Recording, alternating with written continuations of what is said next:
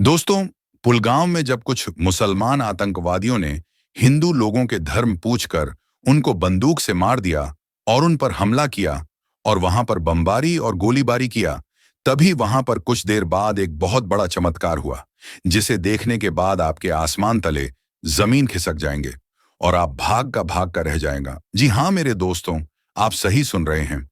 जब मुस्लिम आतंकवादियों ने हिंदू धर्म के लोगों पर अत्याचार किया, तभी अचानक वहां पर कालों के काल महाकाल मुसलमान आतंकवादियों से बदला लेने के लिए पहुंचे।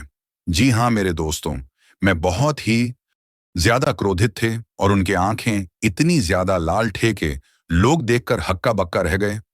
उन्हें त्रिशूल उठाओ बहुत बहुत ही ज्यादा गुस्से में थे। वह पुलगांव में सिर्फ और सिर्फ मुसलमान लोगों से बदला लेने के लिए पहुंचे थे और एक एक करके सारे मुसलमान को पकड़े। और उसके बाद वहां पर जो हुआ, उसे देखने के बाद आप भी हक्का बक्का रह जाएगा।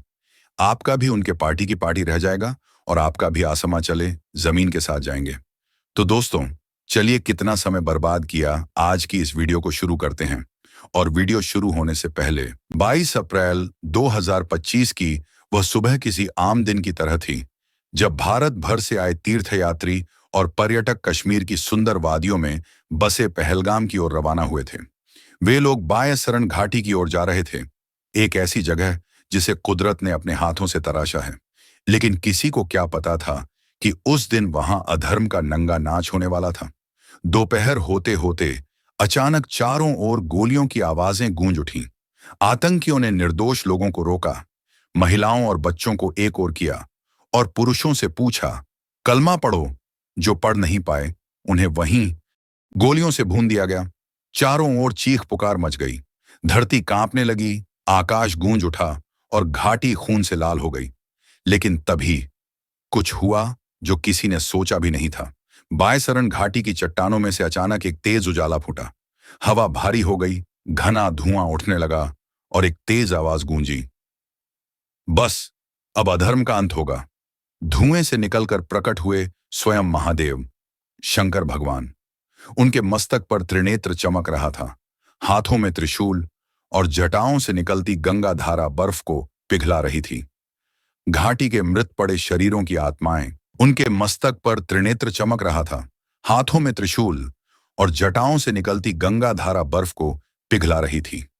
घाटी के मृत पड़े शरीरों की आत्माएं उनकी उपस्थिति से शांत हो गईं।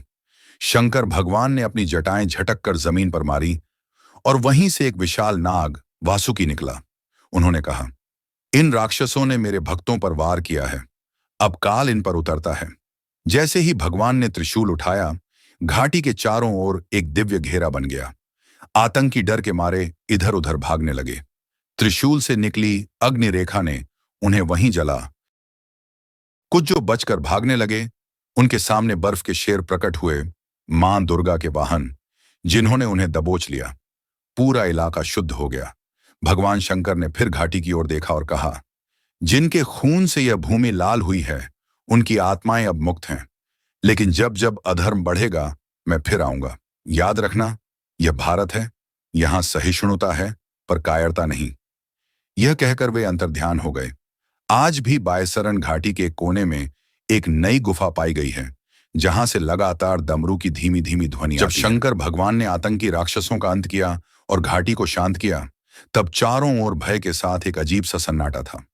लोग हैरान थे, श्रद्धालु सिर झुकाए खड़े थे। लेकिन तभी कुछ कट्टरपंथी तत्व जो घाटी में छिपे हुए थे, भगवान शंकर के दिव्य प्रकट रूप पर सवाल उठाने लगे। उनमें से एक उग्र नेता, जिसने न तो भगवान की शक्ति को समझा न श्रद्धा को, सामने आया और बोला, अगर तू सच में भगवान है तो फिर इस्लाम के सामने तेरी क्या औकात? ये कश्मीर है, यहां अल्लाह के सिवा कोई नहीं चलेगा। भीड़ में खुसर पुसर शुरू हो गई। कुछ डर गए, कुछ भ्रमित हो गए। तभी शंकर भगवान के तीसरे नेत्र की ज्वाला प्रज्वलित हुई। आकाश में बादल गरजने लगे और उनके स्वर में ब्रह्मांड की गूंज समा गई। जब अंधविश्वास, घृणा और अधर्म धर्म की आड़ में आता है, तब उसका अंत सुनिश्चित है। धर्म की रक्षा केवल उपासना से नहीं, बल्कि न्याय से होती है। और फिर जो हुआ, उसे आज भी बायसरण चमत्कार कहा जाता है।